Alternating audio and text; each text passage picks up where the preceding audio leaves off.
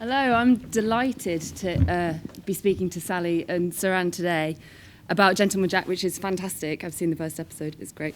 But I think the best place to start really would be with a clip so that you can all meet Anne Lister for the first time. So can we play the first clip, please? I want to go watch it. I'm going to go sit over. I want to watch it. Saran, what kind of driving skills do you need for something like that?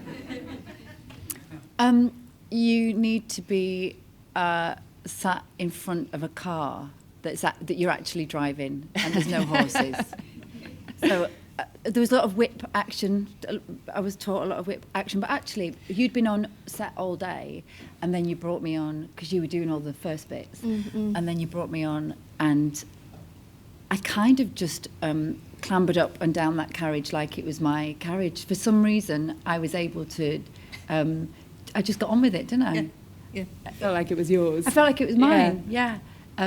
So I think by that point, we'd been filming for a good month or so, longer maybe.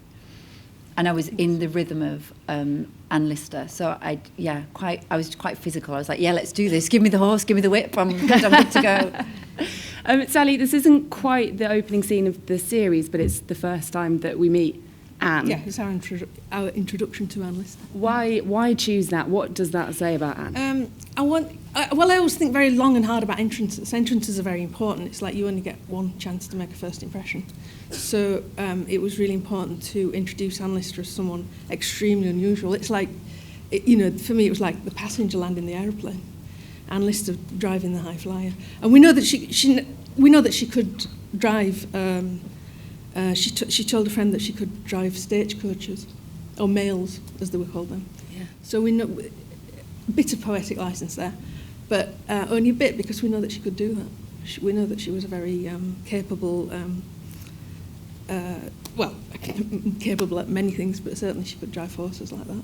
If a little nauseating for the passengers by the looks of it. Yeah. Well, I would think I think whoever would be driving it would probably be nauseating in those days. I remember hearing the stunt woman had gone up the curb and it was a mistake. And I remember hearing that Sally had gone, that's it, that's what we want. So then she had to repeat this thing, repeat the mistake. It was quite... I'd shot a scene similar to that before in a previous Into Walk Invisible, and they wouldn't let me put 20 people on the carriage, and I wanted as many people as I could on top of the carriage. So we had long conversations with the stunt people about whether we could legally do that or not and how to achieve it. And when we went round that corner, Karen, the stunt driver, I mean, she's a really fantastic horsewoman. She drove the carriage that the hearse when Richard III was reburied. So she's a very, very prestigious horsewoman. And she was all for it. But Angie, the script supervisor, she said it was going to fall over that time. It was literally going as it went over that bump. But you did actually really... I mean, it was being pulled by a Range Rover, but you were up there, didn't you? I don't know if we should be telling people the trade secrets. It was so high up. I'd have been scared to do that even. It was quite and jumping down like that. But you were owning things, weren't you, by that point? You were Anne Lister. I was used to jumping and I had my different corset on at that point. So how many courses did you have? Well, so because as you may see in other clips or as you watch the series, she does a lot of walking, she does a lot of jumping, she climbs up things, she's very, very physical. But I started to get welts, because underneath all that costume there's the corset, and then we built on top, and I had so many clothes on, and the summer was very hot. And so this corset, I started to get welts here and welts down the bottom, because you shouldn't behave like Anne Lister behaves whilst wearing a corset. So our designer, Tom Pye, who is predominantly a theatre opera designer, said, our ballet dancers have power neck corsets. And I said, that sounds great, I want one of those. I didn't know what it was, but it sounded great. And it basically gives you leeway here so that you can bend and stretch and do all the things that I do as Anne Lister, like ripping up trees. At one point, she pulls a fir tree out of her own garden, which is quite something. So once I got the better corset, I was good. So you had to have the costume redesigned to Redesigned do to all be the able to- amazing yeah. things that she Mhm. did. Yeah, Yeah. yeah. Went to a chiropractor, got a new corset, all sorted. It's glamorous filming, Yeah, isn't it? Yeah. Sally, you directed the scene. You directed four of the Yeah. eight episodes. It gives some sense of the scale of the production. It's a period drama. There's animals. I know there's everything you're not supposed to do for a kind of easy life. So how did you get on with that big, massive production? Well, I have a very capable first assistant, Nathan, but even he admitted that on that day and another day when we had a lot of carriages and horses, that he was scared, and he'd never done anything quite on that scale before. I mean, there were a lot of, because it's a big production, and there were lots of things we were all doing for the first time, because you'd never driven horses like that before, had you? No. We were just having to sort of embrace the challenge and run with it, and it was exciting. It was. I always felt like Anne Lister was smiling down on us, though, because these things, however challenging they were, they always seemed to go very well at the end of the day. So Was that the one where there was I think she supposed was- to be a cow? there was a cow. Yeah, it ran off. Yeah, we did have a stunt cow, but it wasn't playing ball, and I think it was frightened. I think we had something like 10 horses on set that day. It's a lot of And horses. so yeah, I don't know if it all went too fast, but there were two high flyers. Both have 4 horses pulling each of them, and they crossed in the street. And then there was another horse rearing up. That's 9. There was another one as well, and a cow. Yeah. And a cow. But the cow did a runner. The cow was camera shy. Yeah. Let's go all the way back to the beginning of Gentleman Jack, because Sally, for you, this has been a kind of passion project, and it's been an idea that you've had for 20 years or more. How did you first come across Anne Lister? Well, I grew up in Halifax, so I was always aware of Shibden Hall. It was somewhere I always visited as a child, but I didn't become aware of Anne Lister. Probably till sometime in the 90s, I became aware that this extraordinary woman had owned Shibden Hall. I can't even use the word extraordinary. I just became aware that somebody intriguing and unusual had owned Shibden Hall, and I couldn't find things out about. This is before the internet. It's before you could just, order a book like that on Amazon. And I asked a friend of mine, I was living down south at the time, so I asked a friend of mine who still lived there if she could do some finding out for me. She could go into the archives, go up to Shibden, and just find out a little bit more about who this woman was. And this is my friend Tabitha, and it transpired that Tabitha's mum had been at Greenham Common with Jill Liddington, and Jill had written a book about Anne Lister. So Tabitha just said, I'll send you Jill's book. And so it was when I read Jill's book, Female Fortune, that I just got this huge hit of who Anne Lister was. And it was, I couldn't believe, I'd always felt I'd had a connection to Shibden. I love Shibden Hall. It's the most sublime place on earth. And then to find out that this extraordinary woman had owned it it was wonderful. And straight away I really felt that I wanted to dramatise this woman's life. That she's such an extraordinary woman. There's almost too much to say about her. So I pitched it probably first to a broadcaster about 2003, and no one was interested at all. But it never went away, so I went away and wrote other shows and that sort of thing. But I was always working on the diaries. I was always going back to the diaries. I was always doing my own little bits of transcription, trying to develop it again. And then I think it was after Happy Valley, Charlotte at the BBC asked me what I wanted to do next. And it's the first time I'd been asked what I want to do next. And so I think I pitched about 5 ideas, and she said, what do you want to do most? And I said, Anne Lister. And that's how it finally got greenlit. And you've written shows with Saran at least three times before.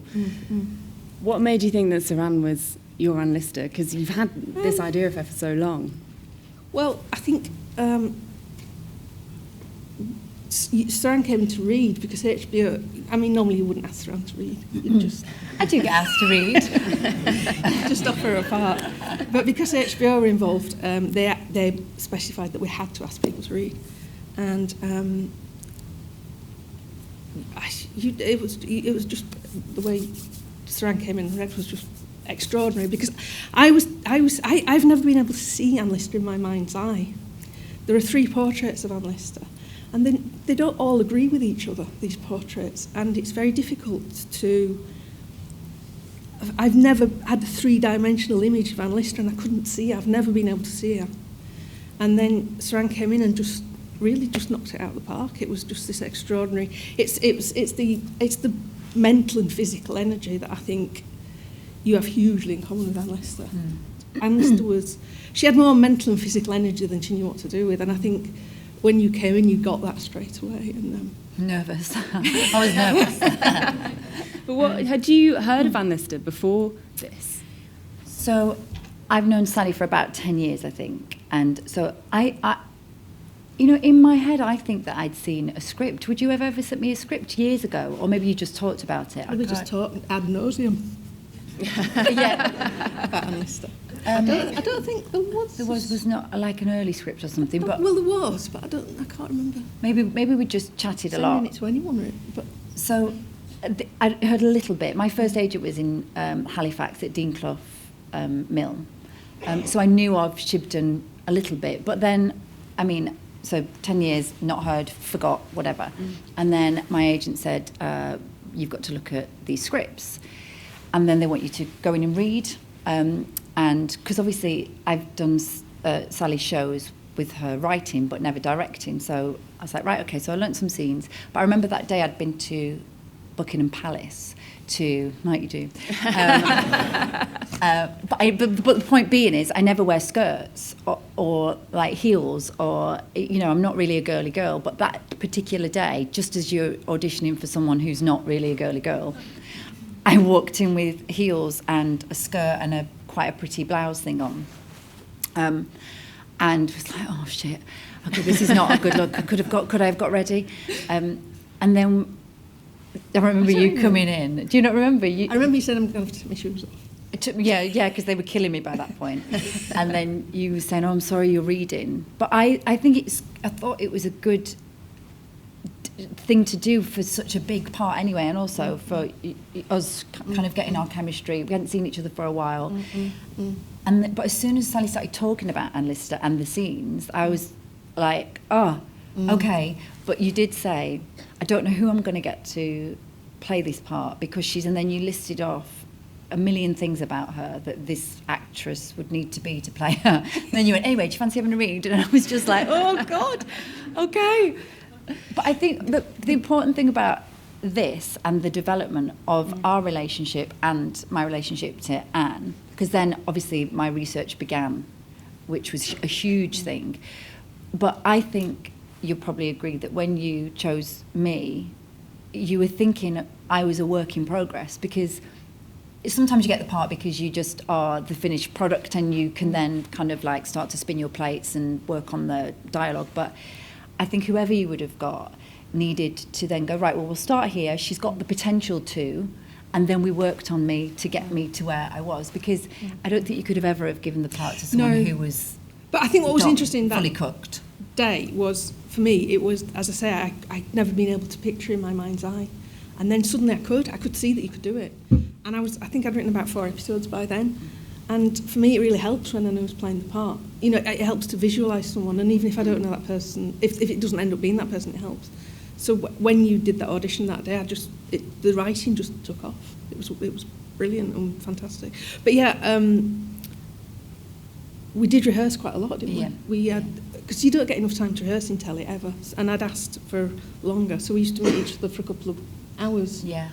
Once a fortnight over quite a long period of time, Yeah. and just talking about her and developing her mannerisms. Yeah. And Because there's quite a physical transformation. Even her walk is very fast and it's very kind of strident. Yeah, I've only just lost that. It's like my husband's here somewhere, but yeah, you kind of stick with things. So yeah, she walks very fast, and Sally would always say, walk quicker. I'm like, the camera can't even see me, I'm walking that quick. Yeah, I know, but we need the energy, which became for you something that really moved the show along, because she just... So I was shattered by the end of 8 months, but it just added to the way that it drove the story along in the end, and the mannerisms and the mms. yeah, we talked a lot about the voice as well as the walk, and the manners. It was really fun. just some brilliant ideas, like that idea that she just gets a bit too close to people. Yeah. And she's always checking people out. She's like, by the end of a conversation with Anne Lister, you talk to her for 10 minutes and she knows what you had for breakfast and what your dog's called. And that without telling, a bit Sherlock Holmesy, that she'd pick up lots of odd bits of information just by sort of looking someone up and down and getting a bit too close to them. And the more we spent time together, the more we were falling in love with Anne Lister as a person. And then you just want to get on set, and then you want to do more, and then you want to do more, and eventually you've got to say, right, let's leave all that and let's just do the scene. But I think that, and we sat together a lot and said, aren't we lucky to be doing this? Because we were filming in Anne Lister's actual house, which blows your mind. But I remember that we were both, throughout the whole 8 months, it was hard work, it was exhausting, but we always felt very, very grateful and had that like bond of like, this is good, this is, we're really humbled by the experience, I think, which helped keep it. There wasn't a day that passed when I didn't think, God, I am so lucky. I am the luckiest person on the planet. Well, speaking and being in her house. I mean, you used to say that, just being in the house. A couple of times you're going, this is like weird. Yeah, weird. And it just struck you occasionally how wonderful it was that we were there doing this thing. Should we see inside the house? Yeah. Shall we watch the second clip? Can I go and stand over there? Yeah, you go and take your... Otherwise I'm worried I'm in the way. That speech was about a page and a half long. I was going to ask Saran how you felt when you got that through. Oh, shit. So at the read-through, that sounded like... it just sounded like an idiot was saying it at the read-through, because I couldn't even get... I was like, what? I couldn't make sense of it. And then... What's a corv? Yeah, exactly. What's a corv? What's a shilling? How much is what? What is a corv for the uninitiated? It's a little... it's a tub about that big, that long by about that wide, on wheels that they put coal in and trundle it out of the mine on. Yes.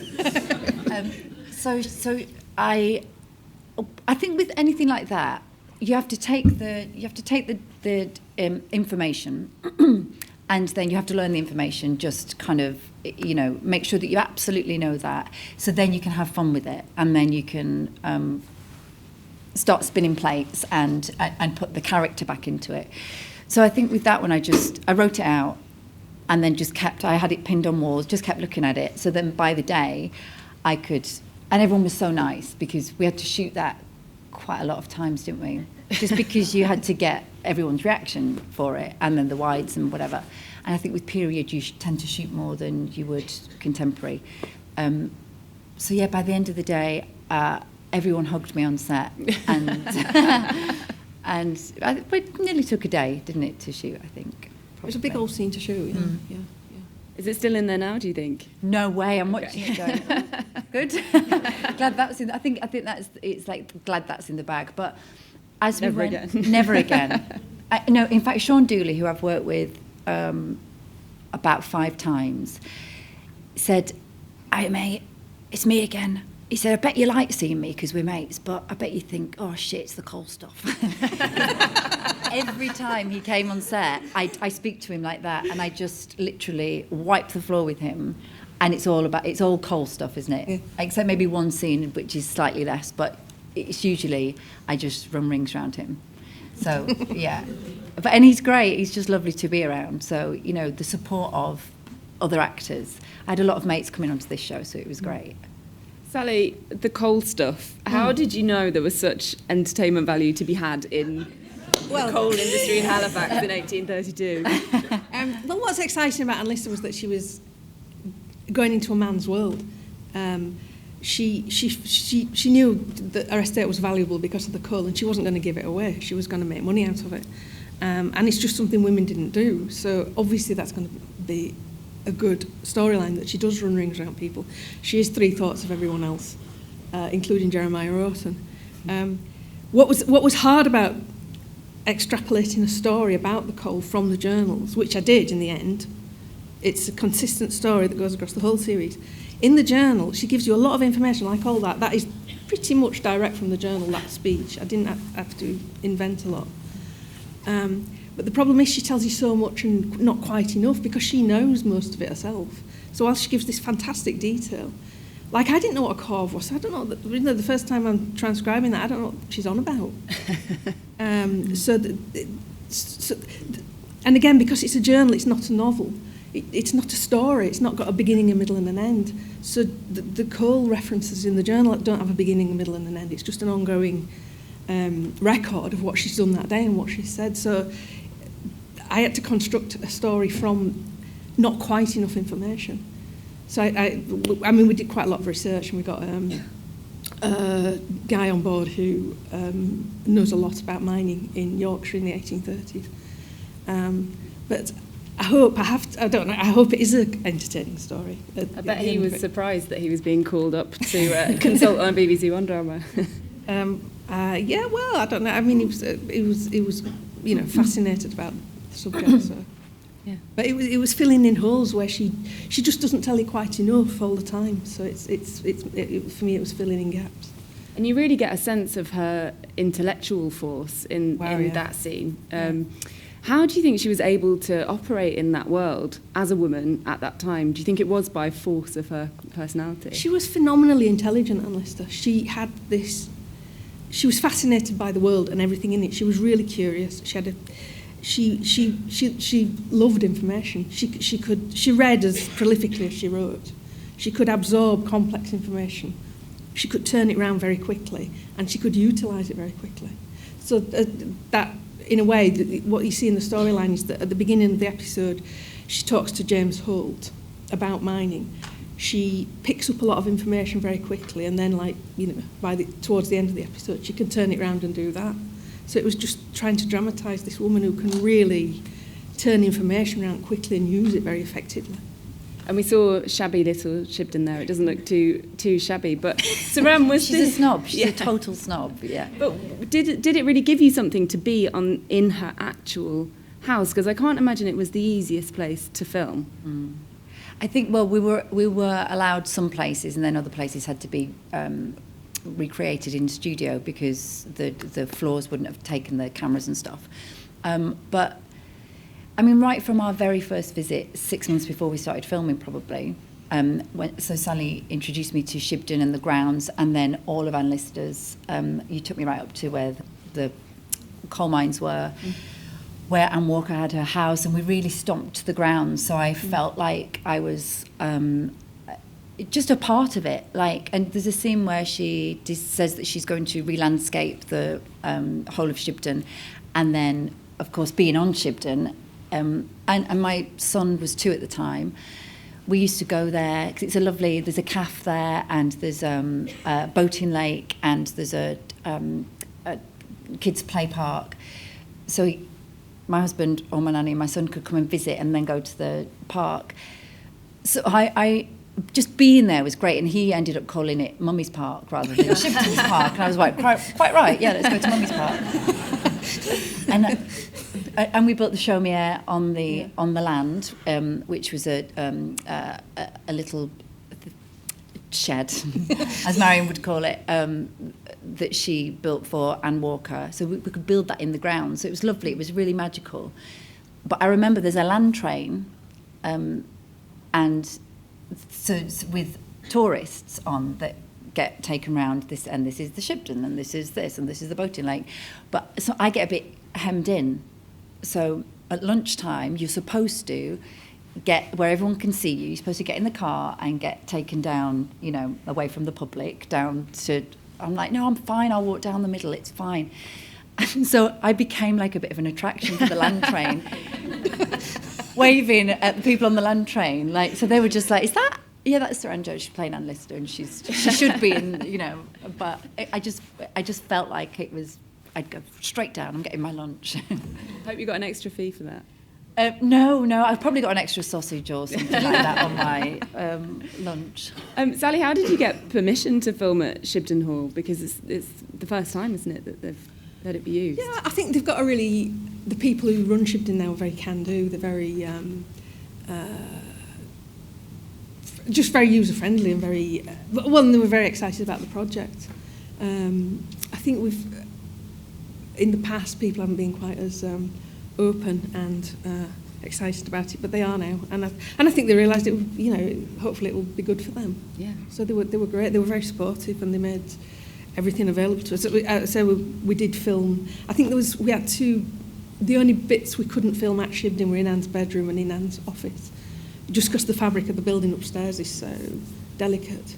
So everything downstairs is real, and again, it just added to the quality of the show that we could follow. We used Steadicam a lot, obviously, to keep up with Surround because walking so fast, which again gave a real energy that we're often behind her, we're often following her from room to room, right from outside through the barn, through the courtyard, through the house. So it gave us a real. I just think you get a really strong sense that house is such a character, and it really comes across on screen. So they were great to work with. They were wonderful. Should we go back into the house and look at the final clip? And let's see Anne with her family and how she eats with her family. So, Anne, how much time did you spend arguing with Gemma Whelan? Well, Gemma is so funny naturally, so kind, so supportive, so good to be on set with, so generous. Like, she spends all the time saying, that was really good, that was really good. Like, she's just a joy to be around. So I think because we got on so well, and I have a little one, she has a little one as well, so we just bonded, and you can then be as horrible to each other as you like because you've got a nice friendship. And but how much time we spent around that table was more to the point. So all our family, so universally, everyone can see that's, you can relate to your own family sat around on a Sunday or whatever, and or at Christmas, whether you love or hate them, which is what Sally does amazingly. She kind of roots us in this really dysfunctional family, but the thing is, Sally always wanted the authenticity of us talking over each other and passing things and dropping things out of our mouths. And so once you've got that set, you then have to repeat it a million times. And there's two older actors there as well that, sometimes you have to get it done quicker than if we had younger actors around the table. So it's quite a challenge, but always fun. I mean, it could be a nightmare at times because of the amount of times you have to go around the thing, but really, on the whole, I like those days. They were just fun days. She was great to work with Gemma. I always got the feeling that there was this joke that she was always trying to upstage you. Yeah. In the way that Marion would always try and upstage Anne and just never, ever could, because how could you upstage Anne Lister? And she started doing these looks to camera, Gemma, and we ended up using them. Because originally it was just Anne Lister was meant to talk to camera, and it is. But then Gemma sneaked a few looks in, and for fun, and I thought, we'll use those. But you do like bickering sisters in your shows, don't you? Well, they're always good value. and again, it goes back to the diary. It's very truthful. Anne and Marion did have a very difficult relationship. You feel underneath that they probably did love each other like sisters do, but they just could never, ever be articulate about that. There's so many, and of course we've only got it from Anne Lister's point of view. And reading between the lines of the journal, I often feel sorry for Marion because she's never going to get the better of Anne Lister, her sister. So I felt it was ripe for a comedy and dysfunctional, at home with the Listers. Because Anne is not particularly kind to Marion here, and we were talking about her being a snob earlier, and I think you get a sense of her snobbery from this scene a little bit. Was it important to include that side of her, the kind of the snobbier completely, side? yeah, because I think the thing about, the great thing about Anne Lister, why she's a great character to dramatise, is she's a mass of contradictions. She's very, Anne Lister was very down to earth, but she was also very mercurial. She was a chameleon. She was somebody who could talk to anybody on any level. She's actually quite difficult to describe in many ways. Sorry, what was the question? We were talking about her. I'm lost as well. It's because she's so mercurial. She's hard to pin down. The different sides of her. So her snobby side. Her that snobby was it. side. Yeah. I wanted to. The complexities of Anne Lister. I love the fact that she wasn't. She wasn't a goodie by any means. She's really, really complex. Yeah. I think that's it was important because anyone who knows the diaries as well will probably have an opinion about Anne Lister, and that sometimes she's quite unlikable. But of course, by the time we meet her, she's 41, so she's started to dress the way she's dressed because it's armour, and she's decided to present herself in the world this way. She's running her business. She's had her love affairs and been heartbroken, and now she's and every time that happens, she's put on another layer. She's changed her accent because she's a social climber. She behaves in different ways depending on where she is in society and social situations. So, and she can be rude to Marion because it's a sibling relationship, and God, the way that you talk to your family, is when you've got that familiarity can be harsh. So we had fun with that. The way that she speaks to some of her servants can be harsh, but then also Sally's put in the bits where she needs to do that to show that she's in charge, because she's a woman running a house as well. So she has to behave in a certain way. Even in 2019, women have to behave in a certain way to a point to get what they want. And, we're getting there and we're having this great conversation at this time. But I think when people see her in a certain light, it's because she had to behave that way. But then Sally does have these brilliant moments where you just capture the complete vulnerability and courage that it takes to exist as her in that way. Because Marion is talking about her staying at all of these women's houses, and obviously there's a kind of subtext to that we're supposed to understand. But is it fair to say that she got about a bit in her time, Anne Lister? Yeah. She absolutely loved sex. Yeah, she loved women and she loved sex. I mean, talking to our advisor, the pool of women that she could choose from is quite small, because you have to be very careful who you're talking to. The women that she had affairs with or dalliances with or fell in love with often then went on to marry men for love or to keep appearances or for money. So, yeah, she then moved on and had... But every time we talked about... when we talked about each of the women you see in these 8 episodes, they were very different relationships. So we spent a lot of time talking about each one. And then there's a brilliant relationship with Mariana, which lasts... Had they known each other for 17 years by this point? Yes. So that was a real historical relationship that comes back in episode 1. Only she comes in episode 1, and then later on there's a big Mariana episode. So that's a brilliant kind of that's a particular relationship, and then we have the new relationship where you see myself and the brilliant Sophie Rundle play out, because it's basically her coming out story as well as us getting together, and also it's on her patch for once. And then we see Veer Hobart, who Anne Lister is running away from, and that's why she's coming back to Halifax. And that one went completely wrong. Sally will be able to tell you a bit more about that, because she thought she was heading into a relationship with someone of a high class, and she wasn't interested in women, was she, actually? She wasn't interested in... Veer was fascinated by Anne, but not in that. But not in that way. So the story actually starts in episode 1 when she's coming back on the High Flyer. Anne's come back from Hastings, where she's had a heartbreak, and she was absolutely besotted with Veer Hobart. And we see a bit of what happened in retrospect, where Veer, like a lot of Anne's lovers, not that they were quite lovers, Veer and Anne, takes the conventional route of marrying a man, and Anne's left devastated, absolutely devastated. And that's where we start the story, when she comes back to Shibden. How was she able to live this life at this time in quite such plain sight, do you think? It was a combination of...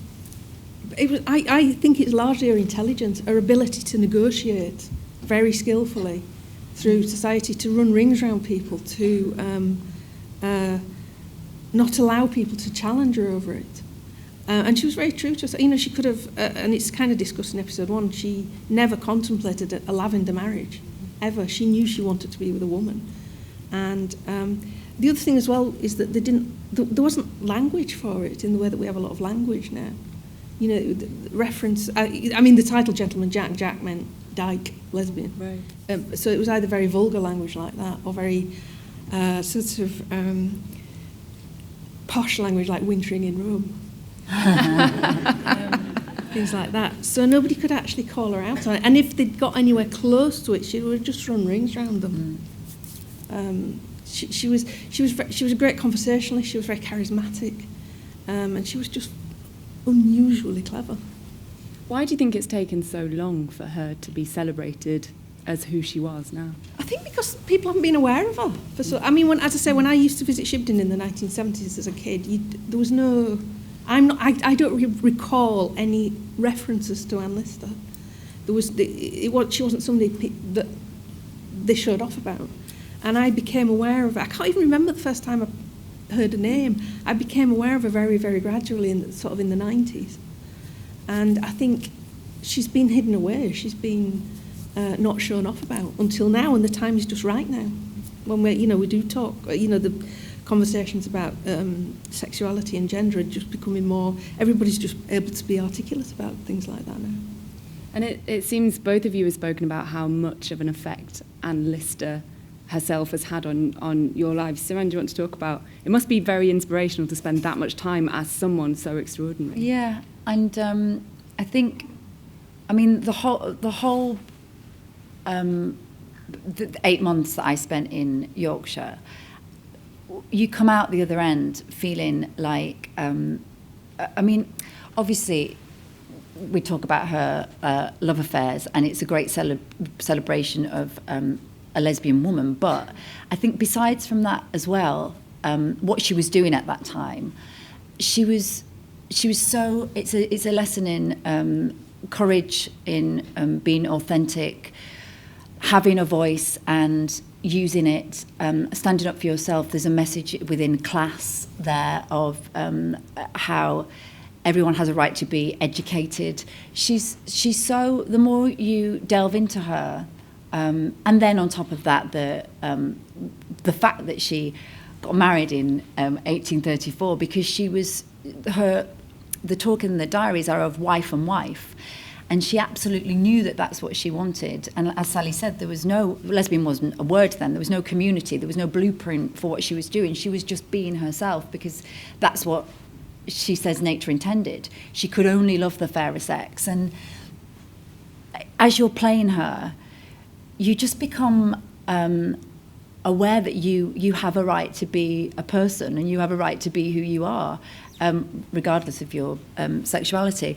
And we talked a lot about how uplifting and how I've done a lot of shows, if you know my work, I'm sure you know, that are quite dark. Dr. Foster was about betrayal and that sticky stuff within a marriage. Save Me and Frozen were about paedophilia and losing a child. They're very dark subjects, which of course we're all drawn to. Me and my husband just started on series 3 of Line of Duty. We're addicted, Scott and Bailey. We all want to know. I understand why that's so popular, but with this, it's I think whether you love it or hate it, you go along with a person that, as you're watching, goes, I want to be a bit more like this person. And she kind of teaches you how to. And I've started a diary as well, which is something I never thought I'd do, but I've been doing it since Christmas. Are we going to decode it in 200 No, because it's really boring. My diary is really boring. Start with the temperature. No, but I should do. But it's dull when you write a diary. Like, went to my coffee shop, gave my son, ready break. I mean, and then every now and then you'll get a bit of juice of, like, you think, I'll write that about this person, whatever. But it's, you can't say enough about how inspiring she is. And I remember an actress on set said to me, you should be more like Anne Lister because it suits you. And I think that's, because I know I talk a lot when I'm nervous and I'm in front of people, but I'm quite a shy person, really. And quite a private person, but I think she just can teach us all a lesson or two, regardless of sex and with gender, like Sally said. She just challenges that. Even back then, if she was sat here now in 2019, we'd still say, "You're a fucking amazing woman." Like, oh my God. And I think that's the point of her. Just to add to that, one of the things I always think about Anne Lister, and again, it's reading between the lines of the journal and, you know, being familiar with it over a long period of time. One of the things that I've always think about her is that she enjoyed really good mental health. And this is what people often say, this is an insult about people, but I don't think of this at all as an insult with Anne Lister. She had a really good opinion of herself. She had a really healthy sense of her own self-worth. And I think that's something I like to take away from Anne Lister. You know, we could all do with a dose of that. Yeah. I think we should open this up to the audience. And I should say as well that this is on in May. We can't give specific dates, but it's on very soon. So if anyone has any questions, raise your hand and we'll bring the microphone to you. It was a 90-minute single and it covered her whole life. So there's just too much to say about Anne Lister in 90 minutes. We've covered just under 2 years in 8 hours. And even then we've had to leave a lot out. So I felt it was too... I mean, it was fine. I'm not sorry, I'm here to criticise it, but it tended to look at the earlier part of her life in a bit more detail before she inherited Shibden, when she was just being a bit of a one with the women, which is fine. But when she inherited Shibden, she just became a lot more complex. She was spinning a lot more plates. She was doing a lot more things, and the more she had to do, the more adept she became at it. So for me, Anne Lister's always been a lot more fascinating after she inherited Shibden, and I think they kind of skirted over that. And Anne Walker was just a kind of afterthought towards the end of the drama, where it was just Anne Walker and Anne Lister potting around in a potting shed, as far as I recall, together. And you know, these are two women who explored Europe together. You know, they explored the most outrageous, outlandish places in Eastern Europe, and so I mean, it was. I think it had just a different agenda to what we've done. I think and I think the person who wrote it didn't know the journals. I mean, if you get a second series, will you take them off to Europe on these adventures? Yeah, God. I mean, there's a lot more. Yeah, there's some really exciting places to go if we did get another series. That I don't want to spoil the end, but where it ends is where things really start to take off. So I don't really know. I mean, I find women. I love writing for women. I find women heroic. I think women are really heroic. I think they. Before they even start, they have so much more to deal with than men. Sorry.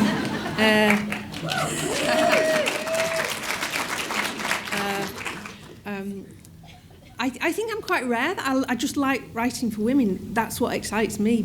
I am a woman. I'm inside a woman's head. So, for me on TV, you often don't see characters explored as well as I want them to be explored. And that's my job. I can explore them as well as I like. So I create characters who I want to see, who I personally want to see on screen. Well, so we're on series 3. So we've just finished because everyone just said how brilliant it was. Me and my hubby said, and also Lenny was in series 1, and I'd promised him, and Save Me is up for a BAFTA, so before I see him again, I had to watch it, because I can't bear to say to him again, I will watch you in it. So we started again. So I don't know, but it's brilliant. Have you seen it? Yeah. My hubby says, shut up, because it's a cop show that affects you, and you just want to be part of it. I think Jed's a brilliant writer. Yeah. So get your agent speaking to Jed, and I think you'd be. Well, she's here. Yeah, she could talk to some people and see if I can get in that. But yeah, it's great. And like I said, cop shows are great. People just love them. I think we've run out of time, sadly, so there's no time for any more questions. But please join me in thanking Saran and Sally.